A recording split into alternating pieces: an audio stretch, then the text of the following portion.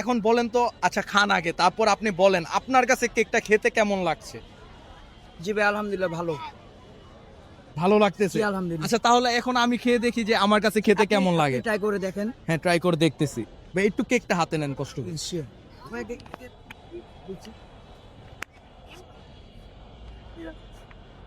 তো আমি এখন নিজে ট্রাই করে দেখছি যে কেকটা খেতে কেমন লাগে। বিসমিল্লাহ। উপরের যে লেয়ারটা, এটা একটা ব্লুবেরির ফ্লেভার আসতেছে কেকটা থেকে। আর কেকটা কিন্তু খুবই সফট, আপনারা দেখেন এখানে এই যে ধরলে ভেঙে যাচ্ছে।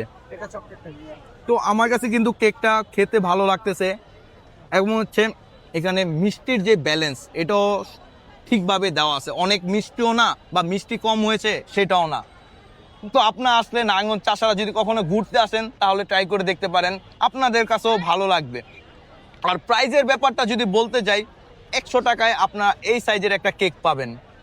আর আপনারা কিন্তু কমেন্ট করে জানিয়ে দিবেন এটা কি 100 টাকায় পারফেক্ট ছিল নাকি একটু কম হলে আরো বেশি বেটার হতো। তো ধন্যবাদ সবাই।